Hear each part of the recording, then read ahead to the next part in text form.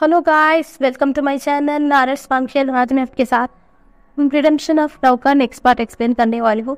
हमने पिछले पार्ट में देखा था कि यह मौके में फ्रांसिस सरन ने आकर अपने बेटे विंग को बचा लिया था और वो क्विंस को उसकी गलती की सजा भी दे दिया था। और ऊपर से हमारे काउंसलर सरन एकदम से अपने हस्बैंड बेचांसे के ऊपर नाराज भी होकर वहाँ से चली गई थी। वह आ गया। मैडम नन बहुत वरिड थी, वो क्या सोच रही थी, पर यहाँ पर वो क्या गया, ऐसा सोचकर वो परेशान थी, पर कोई और बहुत गहरी सोच में था। तभी लैंकुरैन बोलते कि सबा ऐसा कुछ बोलने वाले थे, पर उनकी नज़र किसी और की तरफ जाती है। वो बोलते हैं, वेंड्रॉन क्या हुआ, तुम क्या सोच रहे हो? तभी वेंड्रॉन बोलते हैं, लैंकुरैन आपको नहीं लगता कि वेचांग से हमसे कुछ छुपा रहे हैं? उनकी वाइफ कोई साधारण नहीं है। तभी ग्लैनकुरन बोलते, क्या मतलब है आपका? आपको नहीं देखा उनका तेज और हाँ, वो ऐसा लग रहा है कि वो अपने आप में ही कुछ जादू है। आपने देखा जैसे ही वो हमारे सामने प्रकट हुई, हम अपने आप अपने घुटनों पर आ गए। अब जाकर सबको होश आया। वो बोलते हाँ हाँ बोलकर विंडोफन के साथ जिन को ऑक्शन भी देते हैं। बोलते हाँ ये तो सही कहा, और उनकी शक्ति। और आप देख रहे हैं ना, जैसे ही जिन को ऑक्शन की बेटी उनके बेटे को मारने तक वो जहर दे दिया, वो जहर को कोई भी तोड़ नहीं है। आपको पता है ना, वो जहरीले का तोड़ का कुछ भी नहीं हो सकता। अगर वो एक बार किसी ने पी लिया, उससे मरना ही होगा। फिर भी उसके माँ ने उस जहर को उसके अंदर से निकाल दिया, और उसे जिसने उसकी बेटे के साथ इतना बुरा किया, उसके ऊपर ही पलटवार कर दिया, और उसे भी बचाकर उसे भी सजा दे दिया। आपको ये सब कुछ क्या सब कुछ साधारण लगता है? यह कोई अजूबा है, अजूबा। इसीलिए आज तक वे चांसे ने अपनी बीवी को हमारे पास मिलाने के लिए लेकर नहीं आए थे। तभी लैंकुरन एकदम गहरी सोच में पड़ जाते हैं। आप लोग सही कह रहे हैं, सच में वो कोई जादू ही है, ऐसा ही लग रहा है। फिर भी अब हम कुछ नहीं कर सकते हैं। अब इतना कुछ यहाँ पर इतना कुछ हो गया, वो बहुत गुस्से में है। वो अभी हम किसी से बात भी नहीं करना चाहते हैं, और ऊपर से वो अपने ही हस्बैंड से तक नाराज है। तो अभी हम क्या कर सकते हैं? तभी वेंड्रोहन बोलते हैं, ठीक है, सारे माहौल को शांत होने दीजिएगा, उसके बाद हम बात करते हैं, ऐसा बोलते हैं। तभी फेनमियन बोलते हैं, हाँ, आपको नहीं लगता कि हमें वेचांगसे की मदद करना चाहिए? इस बार उसका क्या गलती थी? वो तो हमारी भलाई के लिए यहाँ पर आया। यहाँ पर कोई गलती है तो वो जिन वांगशन की बेटी की है, और उसकी वाइफ उससे नाराज है। हमें उनसे बात करनी होगी, माफ़ करने के लिए बोलना होगा। वो कितना दुखी होकर जा रहा था। तभी लैंकुरन बोलता, ये तो सही है। ऐसा बोलकर सब लोग उसके पास जाने लगते हैं। तभी जिन ग्वांगशान और मैडम जिन और उनके बेटे जिन जुशुल और जिन जिशुल सब लोग वहीं पर थे। तभी जिन ग्वांगशान गुस्से में, जो हमेशा क्विंसी के पास जो मेड होती है ना, उसे हाथ मरोड़ते हुए, तुम बताओगी इसने उसे क्यों जान से मारने की चाहा? बताओ हमें। तुम दोनों की वजह से हमारा सर यहाँ पर झुक गया। अगर ये लोग हमारी मदद नहीं करें ना, हमारी कबीला ऐसे ही चला जाएगा। हम खा जाएंगे। पूरा हेवन और डेमन वर्ल्ड की वजह से पहले से ही सारे कबीले के ऊपर खतरा है। हम यहाँ पर उनकी मदद मांगने के लिए आए थे, ना कि उनके पीछे हाथ धोकर पड़ने के लिए। अगर वो हमसे मुंह फेर लिया ना, हमारा मदद कौन करेगा? ऐसा बोलकर गुस्से में चिल्ला रहा था। तभी वो मेड अपने घुटनों पर आ जाती है। वो बोलती है, मास्टर मैं क्या करूं? मैंने प्रिंसेस को समझाया था, ऐसा मत कीजिए, हमारी कबीला का नाम डूब जाएगा, बहुत कुछ हमारे ऊपर आ जाएगा। पर वो तो मान ही नहीं थी। ऐसा लग रहा था कि वो उनके ऊपर कोई फितूर है, कोई जिद चढ़ गया है। हम क्या करें? तभी जिन अक्षय बोलते, क्या बकवास कर रहे हो, ठीक से बताओ कि चल क्या रहा है यहाँ पर। तभी वो मेड बताती है मैडम ने सेकंड मास्टर लैन के ऊपर नजर रखा था। वो चाहती थी कि वो सेकंड मास्टर से शादी करे और वो इस पूरा लैन क्लैन का लैंड फॉरेन बने। वो इस पूरा कल्टीवेशन वर्ल्ड पर राज करना चाहती थी। वो हर हाल में सेकंड जेड को अपना पास करीब करना चाहती थी। वो जब से आई है वो कोशिश किया है सेकंड जेड को अपने पास रखने की, पर वो कभी भी एक नज़र भी हमारे मैडम की तरफ नहीं देखा। पर जब से ही मास्टर वे के बेटे यहाँ पर आए, मिस्टर वे की तरफ सेकंड जेड खींचा चला जा रहे थे। उनका साथ घूमना, उनका हंसी, एक साथ रहना, और ऊपर से आज सुबह ने मैडम लैन की बातों ने हमारी मैडम को इतना ट्रिगर कर दिया कि वो गुस्से में ये फैसला कर दिया। तभी जिन फंक्शन बोलते, क्या बात है? तभी वो मेड बोलती है कि आज सुबह जब मैडम जिन वहाँ पर जा रही थी, यंग मैडम जिन जा रही थी, तभी उन्होंने सुना कि मैडम लैन उनकी बेटे सेकंड जेड की शादी उनके दोस्त यानी कि मिस्टर वे के बेटे भी मिस्टर वे ओशन के साथ करना चाहती थी। और ये बात से सेकंड जेड भी बहुत हैप्पी है, इसलिए वो उनकी मदर से भी मिलना चाहती है, उन दोनों की रिश्ते की बात करना चाहती है। जब ये बात हमारे मैडम जिन ने सुना तो वो बहुत गुस्से में आ गई। ये मास्टर यंग मिस्टर के बहुत गुस्से में आ गई। मैंने कहा कि हम जाकर आपके फादर से बात करेंगे, पर वो कुछ सुनने समझने के हालत में नहीं थी। उन्होंने कहा कि हाँ, अगर मास्टर लैन सेकंड मास्टर लैन उन्हें नहीं मिला ना, वो किसी का भी होने नहीं देंगे, किसी का भी सेकंड मास्टर लैन को होने नहीं देंगे। वो भी कैसे अकेला है, वैसे ही सेकंड मास्टर लैन को भी अकेला रहना पड़ेगा। वो किसी और के साथ जाते हुए मैडम लैन बनते हुए तो वो देखना नहीं चाहती थी। इसलिए वो गुस्से में आकर इतनी जहरी पूरा का पूरा वाइन में उन्होंने जहर मिला कर दिया था। इसलिए जहर मिला कर दिया था कि एक ही झटके में मिस्टर वेद मर जाए। पर उनकी कुछ किस्मत थी कि वो इतनी देर तक जिंदा रह पाए, और एन मौके पर उनकी मदद आकर ने बचा लिया, ऐसा बोलते हैं। ये सब सुनने के बाद तो मास्टर जिन तो धड़ाम से नीचे गिर जाते हैं। बोलते हैं, इतना कुछ मेरे पीठ पीछे हो रहा था और मुझे इसके बारे में कुछ पता ही नहीं था। मेरी बेटी मेरी दुश्मन बन चुकी थी। वो क्या मेरी पूरा क्लैन को तबाह करना चाहती थी। हाँ, अगर सेकंड जेड यहाँ पर उसे नहीं मिलता तो क्या हुआ? मैं उससे भी ज्यादा सुंदर एक पावरफुल क्लैन के बेटे के साथ उसकी शादी करवाता। पहले हमारा क्लैन बचता, तब जाकर सब कुछ कर सकते हैं।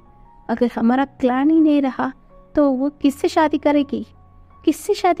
वो भी तो उस क्लैन के अंदर ही मर जाएगी ना, ये पागल लड़की। तभी वो मिसेस जिन की तरफ जाते हैं, एक जोरदार चाटा खींच के मारते हैं। ये सब कुछ तुम्हारी वजह से हुआ। तुम्हारी लाड प्यार के नचीदा देखा तुमने, तुम्हारे लाड प्यार की वजह से आज उसने एक लड़के की जान लेने की कोशिश की।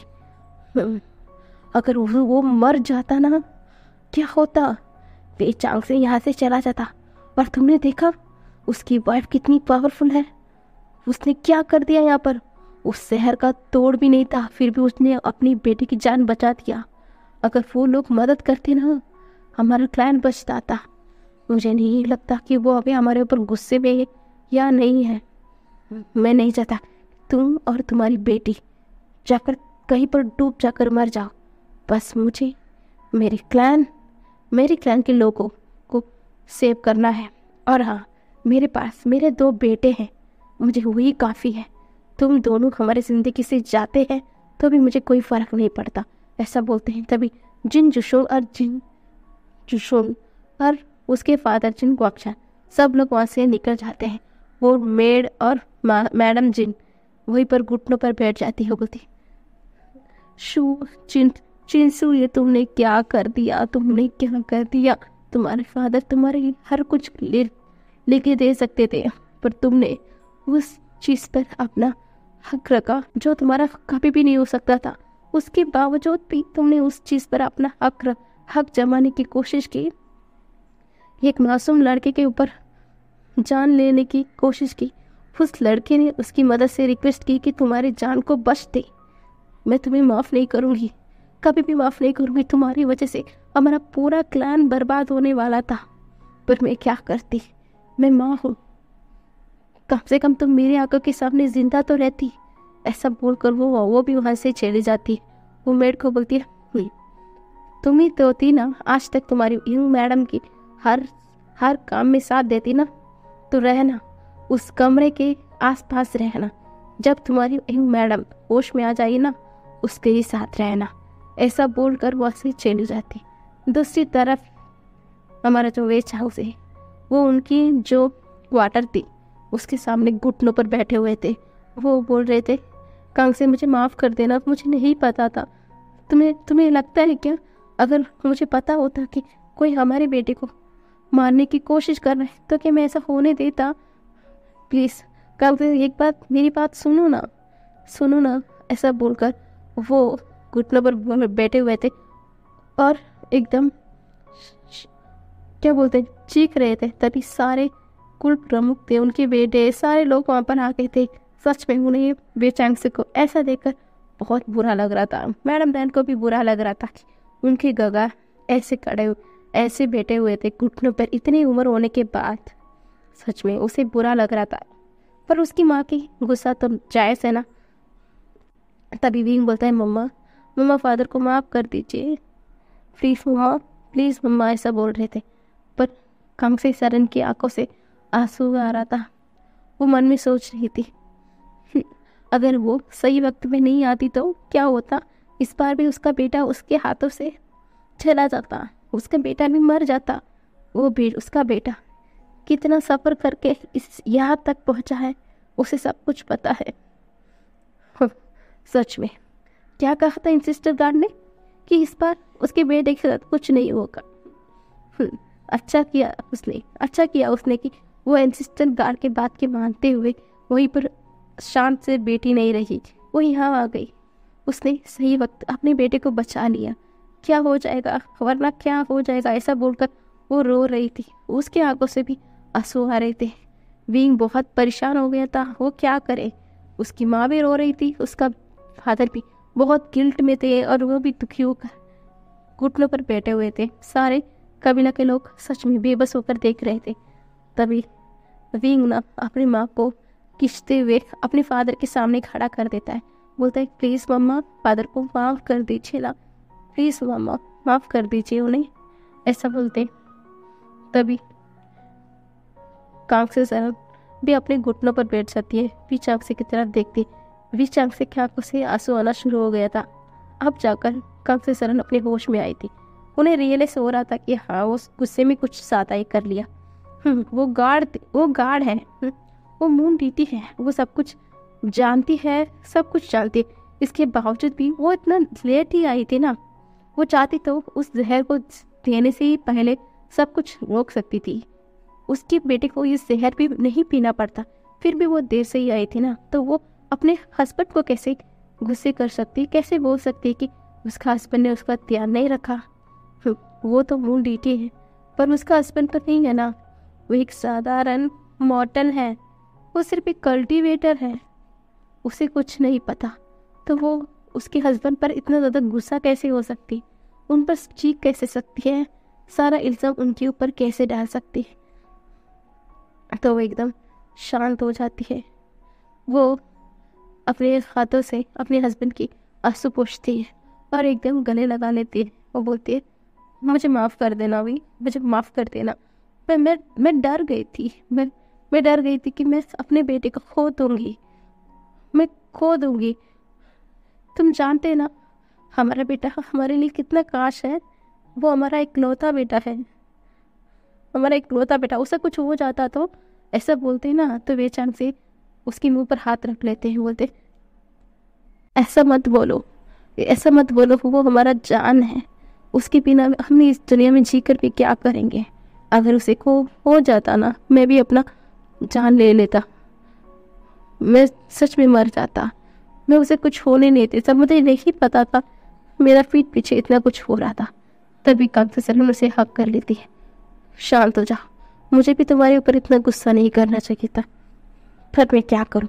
अगर कोई भी मेरे बेटे को मुझसे छीनने की कोशिश की ना, मैं उन सबको मार डालूंगी, कोई भी क्यों ना हो, मैं सबको मार दूंगी। ऐसा बोलकर वो उसकी आँख एकदम रेड हो जाती। इसे देखकर सब लोग एक पल के लिए डर भी जाते हैं। तभी पीछे से विंग भी आता है, उन्हें कहने लगाता है, बोलता है मैं भी अब दोनों से बहुत प्यार करता हूँ मम्मा। ऐसा बोलकर तीनों हक करते हैं, एकदम शांत हो जाते हैं।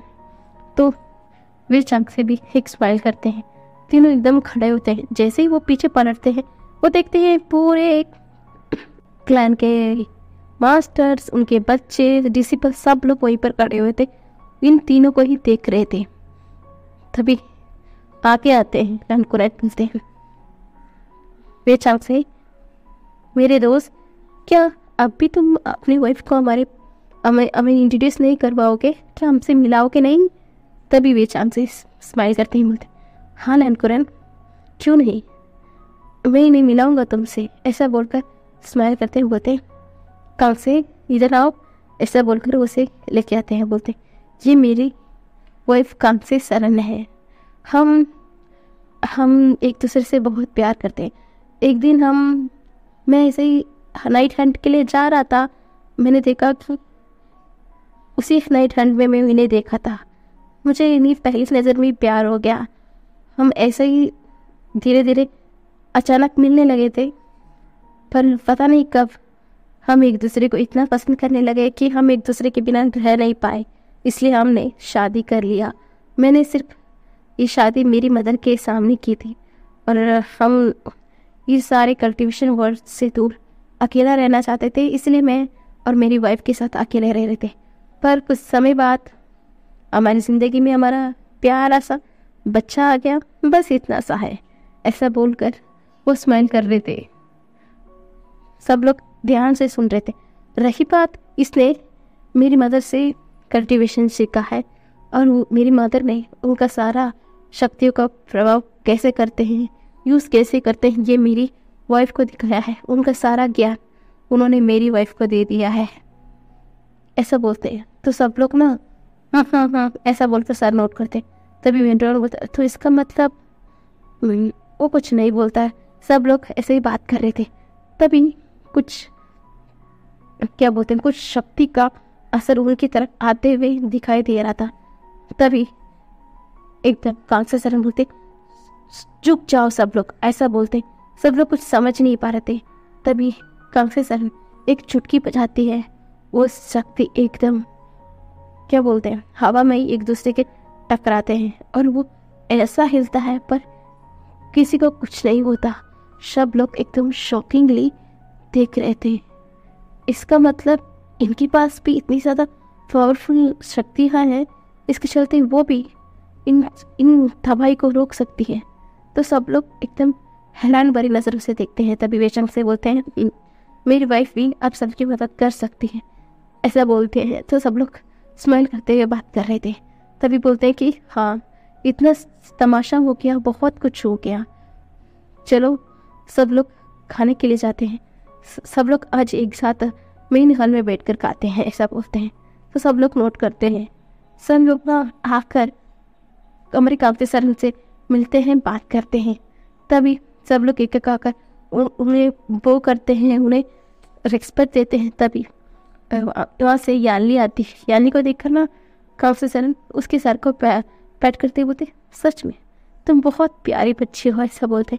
तो वो एक स्माइल करती हैं। तभी बेचंग से बोलते हैं, ये मेरी दोस्त फेनमियन की बेटी है, बड़ी बेटी है। तभी फेनमियन एक स्माइल करते हैं। तो कांपते सर फेनमियन से मिलते, यू से भी मिलती है। यू को देखकर कांपते सरन की फेस पर एक स्माइल आ जाती है। वो कुछ नहीं कहती। सब लोग अपना अपना जगह पर जाकर बैठकर खाना खाना लगते हैं। हमारे जो कांसे सरन है वो अपनी हाथों से विंग को खिला रही थी और विंग खा भी रहा था। तभी वे चांग से बोलते हैं, कांग से हमेशा तुम देखो अपनी वाइफ अपनी बच्चों को खिलाती है पर तुम कुछ नहीं खाते, ये लो तुम कुछ लो, ऐसा बोलकर वो अपनी वाइफ को खिला रहे थे। तभी हमारे जो कांसे सरन है एक बार अपनी बेटे को खिलाती है और अपना हस्बैंड को, और उसका हस्बैंड उसे खिला रहा था। सच में तीनों बहुत ही प्यार प्यार से भरे हुए पल बिता रहे थे। सब लोग उन तीनों की तरफ ही देख रहे थे। सच में बहुत प्यारा फैमिली है और प्यारा नज़ारा है।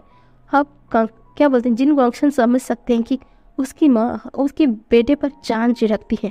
अगर कोई उसकी बेटे के आसपास भी आया है तो वो मारने का सोचेगी भी नहीं, मार देगी। अब उसे समझ आ रहा था तो वो कुछ नहीं बोलता। सब लोग देख रहे थे पर कोई और था, वो तो एकदम स्टिफ हो गया।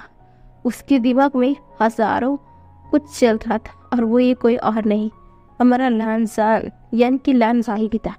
जब से हाँ उसने महसूस किया कि हाँ उसका विंग पता नहीं ठीक नहीं है, उसे नहीं समझ आ रहा था। पर जैसे ही वो उसकी मदद क्या बोलते हैं विंग के पास आने वाला था, उससे पहले ही एक रोशनी उसके पास चली गई और वो कोई और नहीं उसकी मदर थी।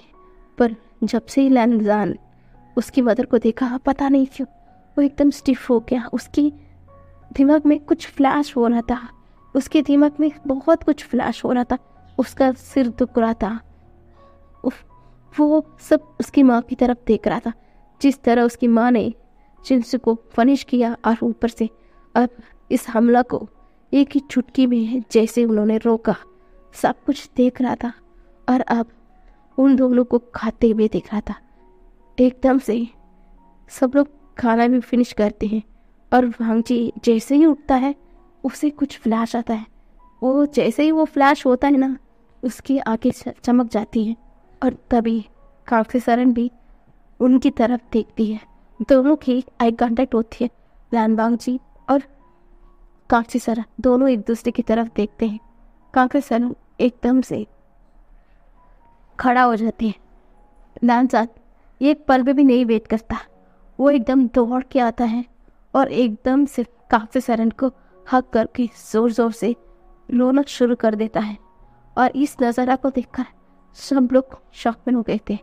मैडम लैन भी हैरान हो गई थी, उसका बेटा रो क्यों रहा है और उसे किसे हाल गले लगाकर रो रहा है। पर चांसे सरन कुछ भी नहीं बोल रही थी, वो उसकी पीठ को सहला रही थी, वो कुछ भी नहीं बोल रही थी, सिर्फ पीठ को सहला रही थी। और हमारे लालजान पर वो तो नॉन स्टॉप रोए जा रहा था। वेचांगसे का तो सब कुछ पता है ना, उन्हें कुछ आइडिया हो गया था कि यहाँ पर क्या चल रहा है, तो वो कुछ नहीं बोलते हैं। तभी विंग बोलते हैं, पापा लालजान क्यों मम्मा को गले लगा कर रो रहे हैं। तभी वेचांगसे बोलते कुछ नहीं बेटा, कुछ नहीं, तुम कहो, ऐसा बोलकर वो खाना खिला रहे थे, वो कुछ नहीं बोल रहे थे। और दूसरी तरफ मैडम लैन को थोड़ा जेलस फील हुआ। उसका बेटा आज तक उसे तक हक किया नहीं है, उसका सारा दर्द अपने अंदर ही रखा है। वो किसी को बताता भी नहीं है कि वो तकलीफ में है, वो दर्द में है, वो किसी को नहीं बताता है। पर वो एक अनजान शख्स जिसे वो आज ही मिला है या कुछ पल पहले मिला है, उसे इतना गले लगाकर रो रहा है। तो उसकी माँ जेलस हो गई। उसका बेटा है ना, वो किसी और की मदर को क्यों इतना गले लगाकर रो रहा है, उसे जेलस हो रहा है। क्या विंग के साथ वाऊजी की शादी होने के बाद क्या उसकी बेटा सच में उसे पराया हो जाएगा।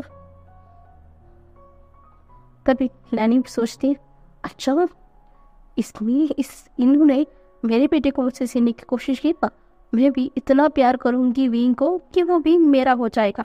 ऐसा बोलकर वो मुंह फुलाती है। तभी लैन बोलते हैं, जलना बंद करो, जलने का बदबू यहाँ तक आ रही है, इतना जलन अच्छी बात नहीं है।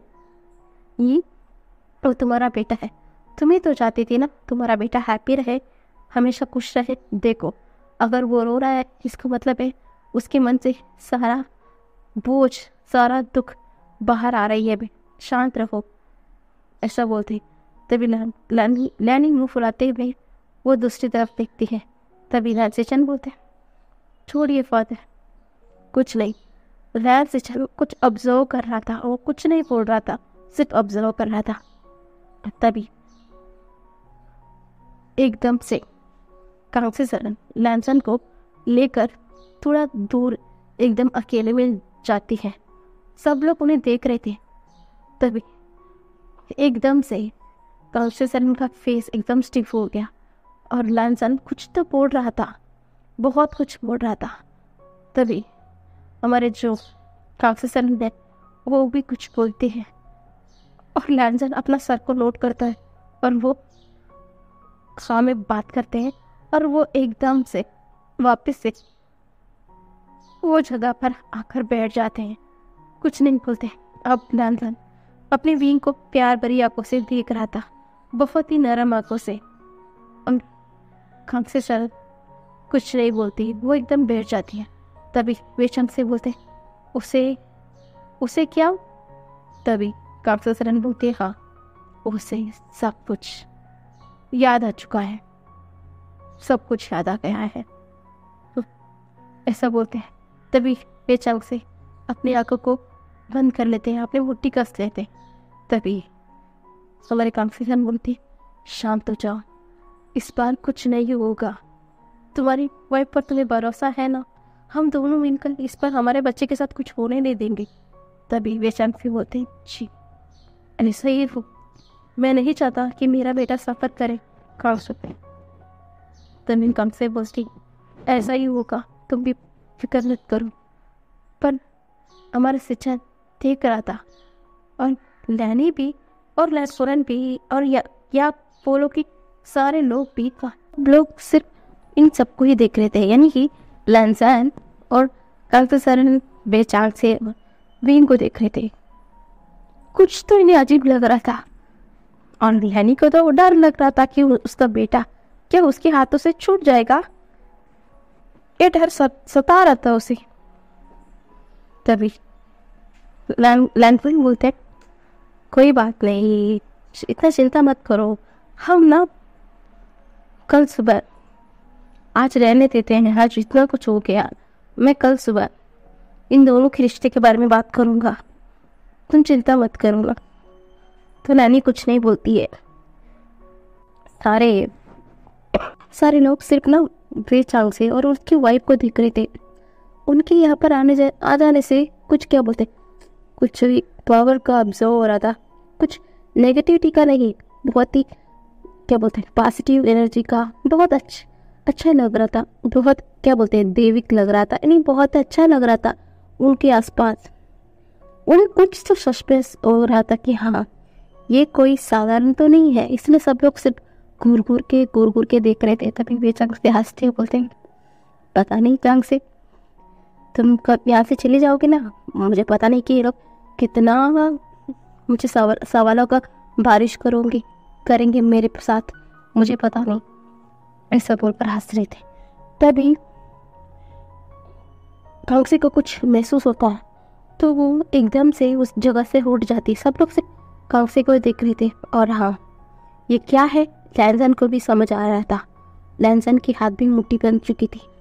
तभी एकदम से कांग्सी सरन वहाँ से गायब होकर चली जाती है और ये देखकर तो सब लोग हक्का बक्का रह चुके थे कि अचानक ये यहाँ से गायब कैसे हो सकती है। हाँ इन्हें गायब कला भी होता है, कैसे गायब हो सकती है? वो गायब होकर एक जगह पर प्रकट होती है। वहाँ पर ना एग्जिस्टेंट गार्ड खड़े हुए थे, वो सिर्फ देख रहे थे, पर कांग्सी सरन भी घूर के उन्हें देख रही थी। तभी एग्जिस्टेंट गार्ड बोलते कांग्सी तुमने ये क्या किया, तुम्हें नियमों के खिलाफ नहीं जाना चाहिए। तभी कांग्सी सरन ना एकदम गुस्से में आ जाती है, वो बोलती है क्यों गार्ड, हाँ मैं क्यों नियमों का पालन करूँ? जैसा पिछले बार हंगवंजन किया था उसके चलते उन्होंने खुद के मेट को या कहो प्यार को सब कुछ तबाह कर दिया था, पूरा हेवन, यहाँ तक कि आपका इमॉर्टल वर्ल्ड भी खतरे में है उनका नियमों के पालन करने की वजह से। और क्या मैं भी वैसा ही करूं उनकी जैसा, ताकि मेरे बेटे को मैं खो दूं? हाँ आपने बोला इस बार कुछ नहीं होगा, पर अब देखा नहीं वो लड़की मेरे बेटे को मारने वाली थी, ऐसा चीख रही थी। तभी सिस्टर गार्ड बोलते हैं, तुम मत बोलो, वो तुम्हारा।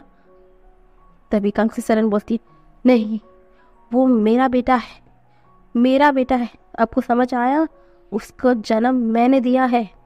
मैं नहीं जानती उसका पास्ट क्या है, आने वाला भविष्य क्या है, मैं नहीं जानती, पर इस वक्त वो सिर्फ मेरा बेटा है और मेरे बेटे का फैसला मैं करूँगी, ना कि कोई नहीं।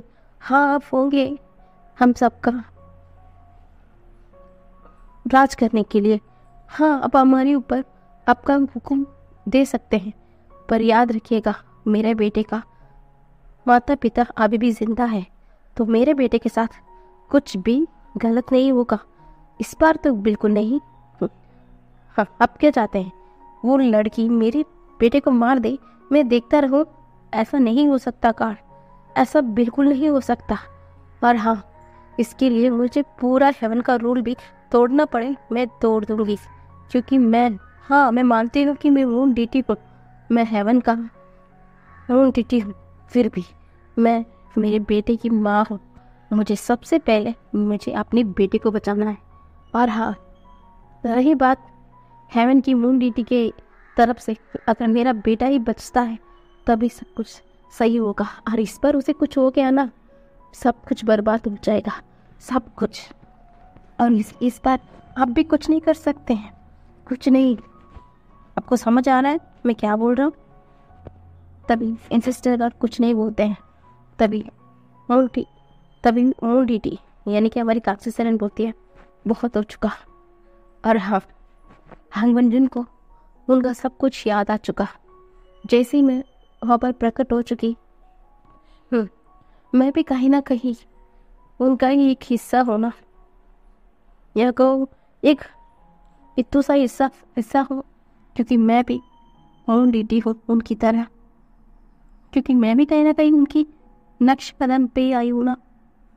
हाँ, पहले ही कितना वर्ष बीत चुका है, फिर भी जैसे ही मैं वहाँ पर प्रकट हुई, उन्हें हल्का उनका याददाश्त आने लगा। जैसे ही मैंने हेवन की और डेमन वर्ल्ड की जो हमला हो रही थी, वो इस बार लैंड क्लाइमेट होने वाली थी, मैंने वही पर थी तो मैंने रोक दिया। जैसे ही मेरे शक्ति का एहसास उन्हें हुआ, उन्हें अपना सब कुछ याद आ गया है।